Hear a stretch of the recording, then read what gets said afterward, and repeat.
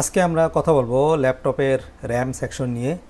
RAM section একটি খুবই গুরুত্বপূর্ণ একটি সেকশন। যদি এই সেকশনে কোনো প্রকার ভোল্টেজ মিসিং থাকে তাহলে ল্যাপটপে ডিসপ্লে আসবে না। এটি হচ্ছে আমাদের র্যাম আইসি। এই আইসিটির পার্ট নম্বর হচ্ছে RT8207।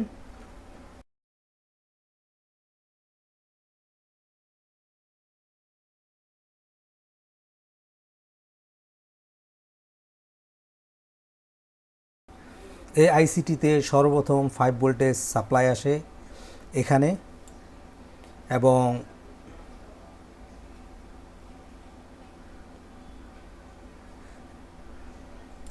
এবং এই মসফেটটির ড্রেনে 19 ভোল্টেজ আসে।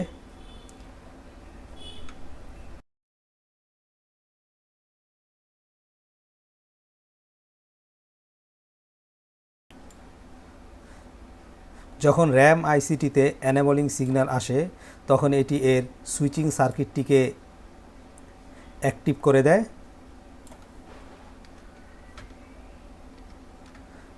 যখন এই সুইচিং সার্কিটটি অ্যাক্টিভ হয় তখন এই সুইচিং সার্কিটের সাহায্যে এখানে র্যাম ভোল্টেজ জেনারেট হয়।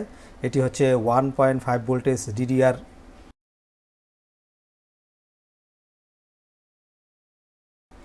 এরপর এই র্যাম ভোল্টেজটি চলে আসা আবার হচ্ছে এখানে।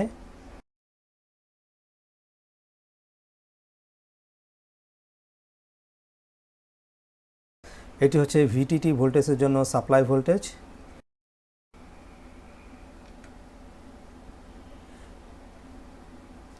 এরপর আরেকটা এনেবলিং সিগন্যাল আসে এখানে, এটি হচ্ছে এনেবল ভিটিটি।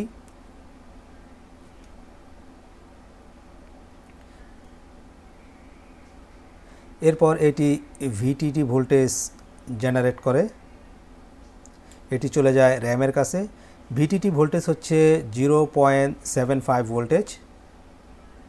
যখন 3 ভোল্টেজ এসপিডি, 1.5 ভোল্টেজ ডিডিআর এবং 0.75 ভিটিটি ভোল্টেজ প্রপারলি কাজ করে তখন র্যাম আইসি পাওয়ার গুড নামে একটি সিগন্যাল জেনারেট করে,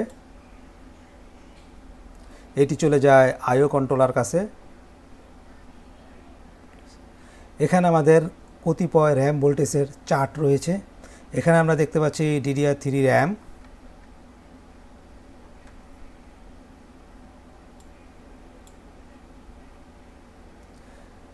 এর সাপ্লাই ভোল্টেজ হচ্ছে 1.5 ভোল্টেজ এবং ভিটিটি ভোল্টেজ হচ্ছে 0.75 ভোল্টেজ এবং এসপিডি ভোল্টেজ হচ্ছে 3.3 ভোল্টেজ। এটি হচ্ছে DDR3L র্যামের টাইপ। এর ভোল্টেজ হচ্ছে, এর সাপ্লাই ভোল্টেজ হচ্ছে 1.35 ভোল্টেজ এবং এর ভিটিটি ভোল্টেজ হচ্ছে 0.67 ভোল্টেজ এবং এসপিডি ভোল্টেজ হচ্ছে 3.3 ভোল্টেজ এবং এটি হচ্ছে DDR4 র্যাম। এর সাপ্লাই ভোল্টেজ হচ্ছে 1.2 ভোল্টেজ এবং ভিটিটি ভোল্টেজ হচ্ছে 0.6 ভোল্টেজ এবং এসপিডি ভোল্টেজ হচ্ছে 3.3 ভোল্টেজ। র্যামের এই তিনটি ভোল্টেজের কোনো একটি ভোল্টেজ যদি মিসিং থাকে তাহলে আমাদের ডিসপ্লে আসবে না।